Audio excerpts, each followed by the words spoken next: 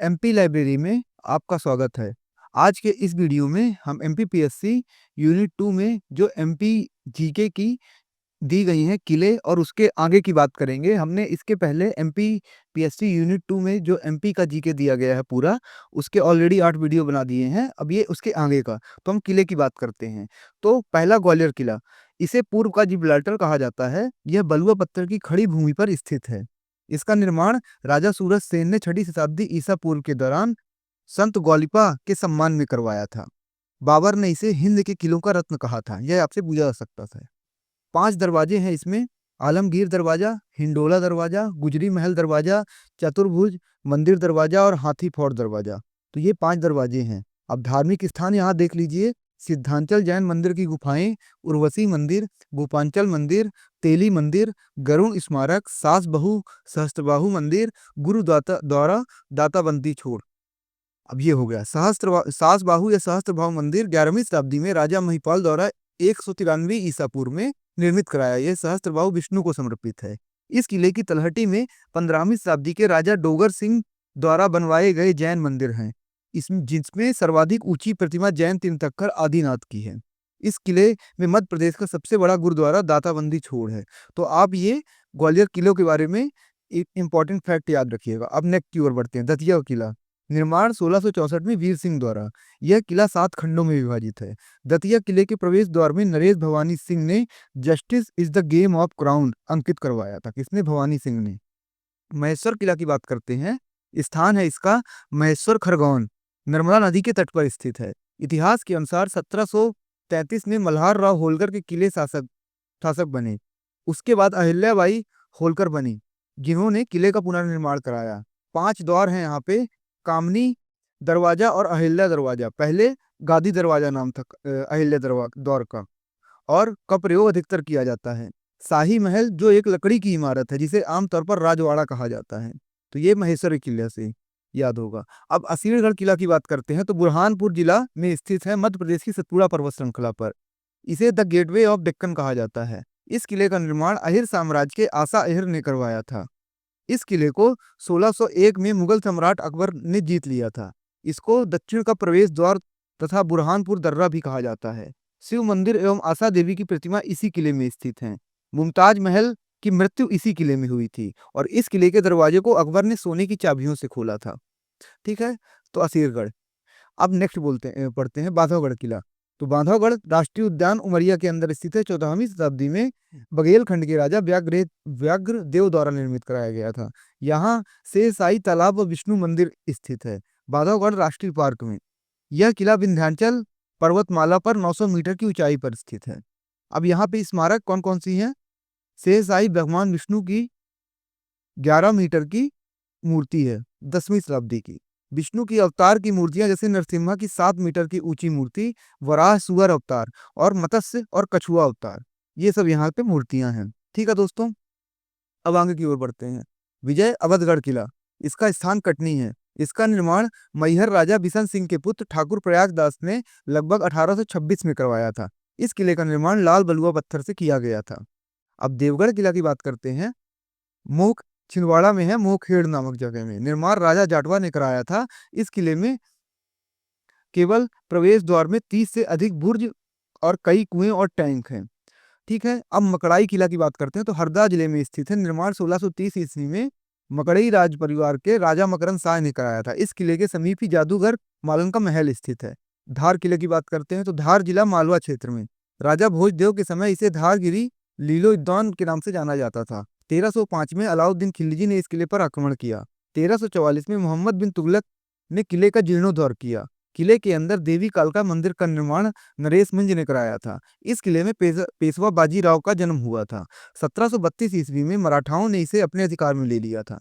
इस किले में खरबूजा खरवड़ा महल स्थित है। अब्दुल शाह चंगल का मकबरा भी इसी किले में स्थित है। इस किले के निकट हजरत मकबूल की कब्र स्थित है। दारा सिकोह इसी किले में शरण ली थी। तो ये कितने धार किले के इंपॉर्टेंट फैक्ट हो गए, तो आप याद रख सकते हैं। अब नेक्स्ट बात करते हैं संबलगढ़ का किला। मुरैना जिले की संबलगढ़ तहसील में स्थित है। निर्माण करौली के यदुवंशी राजा गोपी सिंह ने 18वीं शताब्दी के पूर्वार्ध में कराया था। 4 प्रवेश द्वार वाले बलुआ पत्थर से निर्मित है। इस किले के अंदर राजा नवल सिंह की हवेली स्थापित है। तो ये हो गया संबलगढ़ का किला। अब नरसिंहगढ़ किला की बात करते हैं। तो स्थान राजगढ़ जिला, यह नरसिंहगढ़ वन्यजीव अभयारण्य के अंतर्गत आता है। इसका निर्माण 1681 में उमात वंश के राजपूत सरदार पारस राम ने करवाया था। तो नरसिंहगढ़ किला हो गया। इसे उमटवाड़ा भी कहा जाता है नरसिंहगढ़ किला को। हिंगलगढ़ किला की बात करते हैं। तो इसका स्थान मंदसौर जिले की भानपुरा तहसील में है। यह परमार शासकों के लिए रणनीतिक रूप से महत्वपूर्ण किला था। इसने चंद्रावत शासकों होलकरों की भी सेवा की है।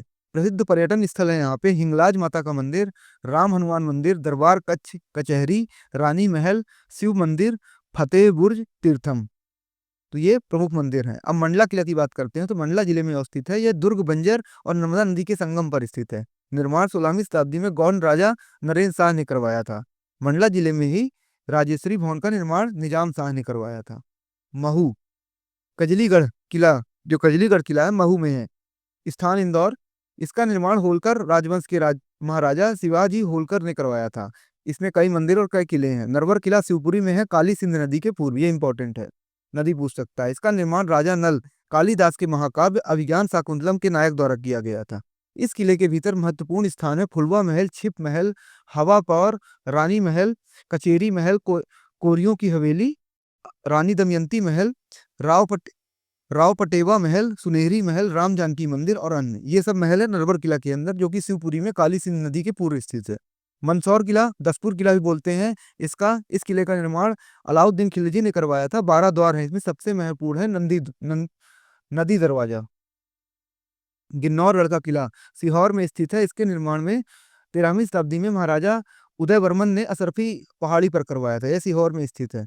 शुष्क क्षेत्र कहा जाता है ये, क्योंकि इस क्षेत्र में तोते बहुतायत में पाए जाते हैं, इसलिए तो इसे तोतों का भी किला कहा जाता है। इस किले की अंतिम गोंड शासिका रानी कमलापति थी, तो इसे शुष्क क्षेत्र कहा जाता है। आप ये ध्यान रखिएगा। गिन्नौरगढ़ किला। अजयगढ़ किला पन्ना केन नदी के आसपास, नदी जरूर ध्यान रख लीजिएगा। इसका निर्माण बुंदेला शासक अजय पाल ने करवाया था। गढ़कुंडेर किला निवाड़ी में स्थित है। इसका निर्माण यशो वर्मा चंदेल ने, जो कि 925 से 940 ईस्वी के मध्य थे, ने पश्चिम बुंदेलखंड पर विजय के प्राप्त के बाद करवाया था। गढ़कुंडेर का किला। फिर गोहद के किला की बात करते हैं। तो गोहद का किला 1505 में जाट शासक राणा महासिंह द्वारा कराया गया था। इस किले में 11 द्वार हैं।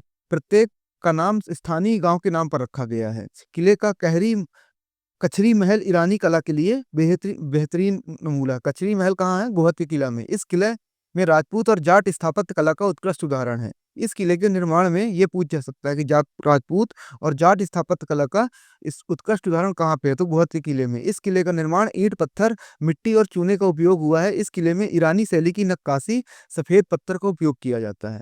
अब कन्हाड़गढ़ किला की बात करते हैं। दतिया में सिंध नदी के तट पर बुंदेला राजा पृथ्वी सिंह ने इसका निर्माण करवाया था। महमूद गजनवी ने चंद्रराय का पीछा करते हुए इस दुर्ग की घेराबंदी की थी, लेकिन वह निराश होकर वापस लौटा था। महमूद गजनवी ने, ठीक है ना, चंद्रराय का। दतिया के नरेश शत्रुजीत ने इसी दुर्ग में ग्वालियर के महादजी सिंधिया की विधवा रानियों को 1809 में आश्रय दिया था। तो ये कन्हाड़गढ़ का किला हो गया। अब उसके बाद मध्य प्रदेश के अन्य किले और उनकी बात कर लेते हैं। शेरवा का किला बड़वानी में है। सिंगोला का किला, रतनगढ़ का किला और अमदगढ़ का किला नीमच में है। तो नीमच में 3 है। फिर आधेगांव का किला सिवनी में है। लौंजी का किला बालाघाट में है। लांजी का किला भी इसको बोलते हैं। गढ़कोटा का किला, रहेली किला, मालथौन किला, राहतगढ़ किला, खिमलासा किला, गौर झामर किला, देवरी किला, ये सागर में है। ये सब सागर में, ठीक है। उसके बाद महिदपुर का किला उज्जैन में है। कुशलगढ़ किला, कजलीगढ़ का किला इंदौर में है। गढ़कुंडार का किला निवाड़ी में है।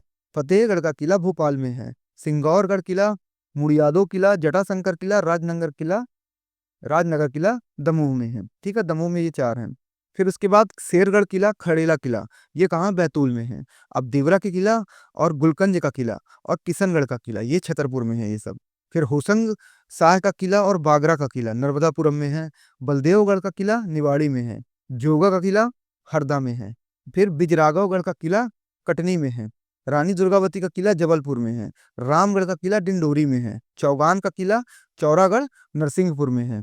फिर क्योटी का किला रीवा में है और गोविंदगढ़ का किला भी रीवा में है। तो मध्य प्रदेश में ये सब हो गए। फिर इसके बाद महल। तो ये सब किले हो गए, आप इनको एक बार याद रखिएगा। जो हम ये वीडियो बना रहे हैं ना, तो ये टोटल हम इसीलिए इसमें समय एक भी बर्बाद नहीं करते हैं। टोटल इंपॉर्टेंट फैक्ट्स हैं, तो आप इनको ज़्यादा से ज़्यादा रिवाइंड करके सुनेंगे ना, तो आपके दिमाग में फैक्ट आएगा। सबसे बड़ी चीज़ ये होती है, जब प्री में आपके सामने ना ऑब्जेक्टिव क्वेश्चन आता है, तो साहब आपके सामने 4 एग्जाम्पल होते हैं। तो जब आपने जैसे यहाँ पे पढ़ा गढ़कुंडार का किला निवाड़ी में है या कुशलगढ़ का किला इंदौर में है, तो अगर आपने पढ़ा तो आपको वो फिर एलिमिनेट करने में आसानी हो जाती है। फिर इसमें हम इंपॉर्टेंट फैक्ट्स भी दे रहे हैं, तो कल के दिन जब मेंस में क्वेश्चन आएगा तो आप इसी में से 5 नंबर, 10 नंबर का, 7 नंबर और 10 नंबर के लिख सकते हैं। अब महल की ओर बढ़ते हैं। तो महल, तो जय विलास महल स्थान ग्वालियर में है। इसका निर्माण महाराजा जयाजीराव सिंधिया ने करवाया था। अब महल के वास्तुशिल्प माइकल फिलोस थे, ठीक है ना। फिर विक्रम महल, विक्रम मंदिर के नाम से जाना जाता है क्योंकि यहाँ कभी शिव का मंदिर हुआ करता था। इसका निर्माण महाराजा मान सिंह के बड़े पुत्र विक्रमादित्य सिंह ने करवाया था। अब मान मंदिर महल ग्वालियर में है। इसका निर्माण राजा मान सिंह ने 1486 से 1517 के बीच करवाया था। इसे तोमर महाराजा मान सिंह ने 15वीं शताब्दी में अपनी रानी मृगनयनी के लिए बनवाया था। यहाँ जालीदार दीवारों से बना संगीत कक्ष, जिसके पीछे बने जनाना कक्षों से राज परिवार की स्त्रियां संगीत सभाओं का आनंद लेती थीं और संगीत सीखा करती थीं। मुगल सम्राट बाबर भी इसके अद्भुत सौंदर्य को देखकर इसे किलों के मोती की संज्ञा दी। महाराजा मान सिंह की अद्भुत कला और निपुण कौशल का अप्रतिम नमूना मंदिर है। इसकी दीवारें चारों ओर से नीचे हरे और पीले रंग की कारीगरी से मंडित हैं। दीवारों पर पशु पक्षी और वृक्ष और मानव मूर्तियों की बनी हुई हैं। इस महल को पेंटेड हाउस भी कहा जाता है। किस महल को पेंटेड हाउस कहा जाता है? इसको। तो जहां टिक कर रहे हो ज्यादा इंपॉर्टेंट है। फिर गुजरी महल की बात करते हैं। तो राजा मान सिंह ने यह महल गुजरी रानी मृगनयनी के लिए की अवधि में बनवाया था। गुजरी महल 71 मीटर लंबा और 60 फीट चौड़ा आयताकार भवन है। 1920 ईस्वी में किले में गुजरी महल संग्रहालय की स्थापना श्री एमवी गर्दे द्वारा कराई गई थी। सन 1922 के दर्शकों के लिए खोला गया था। गुजरी महल संग्रहालय में 22 दीर्घाएं हैं। गुजरी महल के प्रवेश द्वार के ऊपर रंगीन प्रस्तर खंडों से अरबी अक्षरों में कलमा लिखा हुआ है, ठीक है। मान सिंह ने गुजरी महल के लिए ऐरावत को राज चिन्ह के रूप में अंगीकृत किया था। नारायण दास के अनुसार इसका निर्माण गार्गी और गुरदास नामक शिल्पियों ने मिलकर करवाया था। साल भंजिका की मूर्ति भारत की वीनस डी मिलो बताया गया है। साल भंजिका की मूर्ति ये आ सकता है आर्ट एंड कल्चर में। तो ये हो गया गुजरी महल। अब नेक्स्ट की बात करते हैं मांडू महल परिसर, रूपमती मंडप, यहाँ पे जो स्थान है, जहाज महल, ये मांडू महल परिसर में सब आते हैं। जामी मस्जिद, हिंडोला महल आदि और मांडू महल परिसर का हिस्सा है। रूपमती का मंडप यहाँ पे प्रमुख है। इसे पहला इसको पढ़ते हैं, रूपमती का मंडप। इसे सेना की निगरानी चौकी के रूप में बनाया गया था। यह महल रानी रूपमती के रहने का स्थान था। फिर जहाज महल मुंज झील और कपूर झील के बीच भूमि का एक संकीर्ण पट्टी पर बना है। इसे सुल्तान गयासुद्दीन खिलजी के हरम के रूप में सुल्तान गियासुद्दीन खिलजी की शाही महिलाओं की सभी 15,000 महिलाओं को समायोजित करने के लिए बनाया था। अब वास्तुकला की बात करते हैं। तो अफगान, मुगल, हिंदू और मेसोपोटामिया वास्तुकला शैलियों का संयोजन है यहाँ पे। हिंडोला महल ये हो गया रूपमती जहाज महल। अब हिंडोला महल, अब ये मतलब इसमें क्या था ना, ये बीच में महल था, चारों ओर सरोवर थे, तो उसमें जब पानी भर दिया जाता था तो ऐसा ऊपर से देखने में लगता था कि ये जहाज तैर रहा है। हिंडोला महल की बात करते हैं। तो हिंडोला महल झूलता हुआ महल है क्योंकि इसके दीवारें ढलानदार है। होशंग शाह ने निर्माण कार्य प्रारंभ करवाया था। ये कुछ डिग्री में झुकी है, 70 डिग्री में, तो इसलिए ऐसा टेढ़ा दिखाई देता है। असरफी महल की बात करते हैं। तो इसका निर्माण होशंग शाह के उत्तराधिकारी महमूद शाह खिलजी ने करवाया था। असरफी महल का अर्थ है सोने के सिक्कों का महल। इसका मुख्य जामी मस्जिद के सामने है। बाज बहादुर महल की बात करते हैं। तो इसका निर्माण 16वीं शताब्दी की शुरुआत में बाज बहादुर ने करवाया था। इसमें जो दरवाजा है प्रवेश द्वार, परिसर में 12 इसके प्रवेश द्वार हैं। जैसे दिल्ली दरवाजा है, ये किले का प्रवेश द्वार है। आलमगीर दरवाजा, भंगी दरवाजा, ऐसे इसमें प्रवेश द्वार हैं। फिर तवेली के महल की बात करते हैं। तो यह शाही परिवार का अस्तबल था जो जहाज महल के ठीक सामने बना है। वर्तमान से केंद्रीय पुरातत्व विभाग का संग्रहालय व कार्यालय है। भारत के प्रथम प्रधानमंत्री पंडित जवाहरलाल नेहरू इसी विश्राम गृह में ठहरे हुए थे। हिंडोला महल मांडू की बात करते हैं। तो इसे झूला महल भी बोलते हैं, ठीक है। इस महल का निर्माण गयासुद्दीन खिलजी ने 1469 से 1500 ईस्वी के मध्य सभा भवन के रूप में कराया था। टेढ़ी दीवारों के कारण इस महल को हिंडोला महल भी बोला जाता है। फिर गुल आरा महल, ये बुरहानपुर में है। इसकी बात करते हैं। तो गुलारा महल बुरहानपुर से 21 किलोमीटर दूर रामनगर के सघन जंगलों में है। यह आयताकार महल भवन है। ये जो डाटा है आप मेंस में यूज करेंगे तो ज्यादा अच्छा फैक्ट मिलेगा आपको। गुल्हारा, और प्री में तो ये नहीं पूछा जाएगा डाटा। गुल्हारा अत्यंत सुंदर और गायिका थी। विशेषता से शाहजहां से इस पर मुग्ध हुआ, मतलब शाहजहां से प्रेम आ गया। शाहजहां ने करारा गांव में उतावली नदी के किनारे 2 सुंदर महलों का निर्माण कराया और इस गांव के नाम को परिवर्तित कर बेगम के नाम से महल गुलारा नाम कर दिया, ठीक है। गुलारा महल बुरहानपुर। नीलकंठ महल, यह एक मुगल कालीन महल है। नीलकंठ शिव मंदिर के निकट स्थित है। इसका निर्माण बदगाह खान के सम्राट ने सम्राट अकबर की हिंदू पत्नी के लिए कराया था। ठीक है। दतिया के महल दतिया में है। इसे इसे वीर सिंह देव या सतकंडा या गोविंद या पुराना महल भी कहते हैं। गोविंद महल, सतकंडा महल, वीर सिंह देव महल, दतिया के महल को भी बोलते हैं। इसे सतकंडा का महल क्यों कहा जाता है? क्योंकि 7 मंजिला महल मुगल है, ये 7 मंजिला है और राजपूत वास्तुकला शैली में बनाया गया है। लाल बाग महल, लाल बाग महल खान नदी के किनारे इंदौर में है। यह महल होलकर राजवंश की वास्तुकला का उत्कृष्ट नमूना है। होलकर राजवंश लाल इसका निर्माण 1886 में महाराजा तुकोजी राव होलकर द्वितीय के राज्य में प्रारंभ हुआ और महाराजा तुकोजी राव होलकर तृतीय के शासनकाल में संपन्न हुआ। तो लाल बाग पैलेस। महल कलियादेव महल उज्जैन में क्षिप्रा नदी के तट पर स्थित है। पर्यटन और स्थापत्य कला का अद्भुत नमूना है। मालवा के शासक खिलजी सुल्तान नासिर शाह ने इसका निर्माण करवाया था। इस महल में ब्रह्मकुंड व सूर महल भी स्थित हैं, कलियादेव महल में। अब भोपाल के महल की बात करते हैं तो रानी कमलापति महल, यह महल 1722 में निजाम शाह गोंड की विधवा रानी कमलापति के लिए बनाया गया था। भारतीय पुरातत्व सर्वेक्षण इस स्थल को राष्ट्रीय महत्व के स्मारक का दर्जा देते हैं। गोहर महल की बात करते हैं तो निर्माण 1820 में भोपाल की पहली महिला शासिका कुदसिया बेगम ने कराया था। महल को इंडो इस्लामिक वास्तुकला शैली में डिजाइन किया गया था। शौकत महल की बात करते हैं तो निर्माण एशियाई और पश्चिम वास्तुकला के साथ किया गया था। इस निर्माण सिकंदर बेगम के शासनकाल के दौरान किया गया था। जेहान नुमा पैलेस की बात करते हैं तो इसे वर्ष 1890 में नवाब सुल्तान जहां बेगम ने कराया था। तो कौन से जेहान नुमा पैलेस, शौकत महल, गौहर महल और रानी कमलापति भोपाल के महल हैं। अब आगे बढ़ते हैं ओरछा के महल। तो जहांगीर महल की बात करते हैं तो जहांगीर महल का निर्माण 17वीं शताब्दी में बुंदेला शासक वीर सिंह देव ने कराया था। प्रवेश द्वार पर 2 पत्थर के हाथी मौजूद हैं। महल 3 मंजिला है जिसमें सुंदर बालकनियां, छतरियां और सुंदर नक्काशी शीर्ष वाले गुंबद हैं। फिर राजा प्रवीण महल की बात करते हैं। 17वीं शताब्दी में राजा इंद्रमणि ने अपने प्रिय राज प्रवीण के लिए बनवाया था, जो एक असाधारण प्रतिभाशाली कवित्री और संगीतकार थी। तो राजा प्रवीण महल। शीश महल या राजमहल महल की बात करते हैं तो राजा रुद्र प्रताप सिंह द्वारा किया गया था इसका निर्माण और मधुकर शाह द्वारा पूर्ण किया गया था। महल में चतुर्भुज मंदिर भी है। दीवार पर बनी पेंटिंग रामायण के दृश्यों और बुंदेला राजाओं की वीरता को दर्शाती हैं। कोसक महल चंदेरी की बात करते हैं तो इसका निर्माण मालवा के सुल्तान महमूद शाह खिलजी ने 1445 में सुल्तान महमूद सरकी पर कालपी की लड़ाई में महमूद शाह की जीत की याद में करवाया था। तो कौशल महल मेन चंदेरी में है, सुल्तान महमूद शाह खिलजी ने निर्माण कराया था। माधव महल की बात करते हैं तो शिवपुरी में है। ये यहाँ पे टाइपिंग मिस्टेक है, जहाँ रा होगा तो आप लिख लीजिएगा। यही शाही सिंधिया परिवार के पूर्व निवास के रूप में कार्य करता था। इसे भगवान गणेश का मंदिर है। वर्तमान में इसका उपयोग भारत सरकार के इंटेलिजेंस ब्यूरो के प्रशिक्षण केंद्र के रूप में किया जाता है। माधव महल। मदन महल जबलपुर की बात है। यह महल निर्माण गोंड राजा मदन सिंह ने करवाया था। यह महल भारतीय पुरातत्व सर्वेक्षण के संरक्षण में आता था। बैलेंसिंग रॉक पास में ही स्थित है इसके मदन महल की। ठीक है। अब यहाँ से धार्मिक पर्यटन स्थल पहले ही करा चुके हैं। अब प्रमुख स्थल की बात करते हैं। कुछ धार्मिक पर्यटन जैसे चित्रकूट, इसका अन्य नाम चित्रकूट पर्वत, कामदगिरी, रामगिरी, राम है यहाँ पे, टाम नहीं राम है, ब्रह्मगिरी, कामदगिरी। 2005 में पवित्र नगर घोषित किया गया था चित्रकूट को। ये पूछ सकते हो 2005 में चित्रकूट को कब पवित्र नगर घोषित किया गया था। फिर कोटि तीर्थ रमणीक इस शिखर पर स्थापित है। ये पौराणिक नाम संकर्षण पर्वत है। ये जब चित्रकूट में है, ठीक है ना। कोटि तीर्थ हो गया।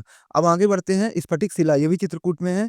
भगवान राम और सीता जब चित्रकूट में अत्रि मुनि आश्रम आए थे तो रास्ते में नदी तट पर इसी स्फटिक शिला पर बैठते थे और मनोविनोद किया करते थे। फिर सती अनसुईया आश्रम जानकी कुंड से 15 किलोमीटर दूर दक्षिण में स्थित है। फिर आगे बढ़ते हैं। वाल्मीकि रामायण में इसका वर्णन मिलता है। अनसुईया अत्रि मुनि की पत्नी थी। ठीक है। अब आगे बढ़ते हैं। इसमें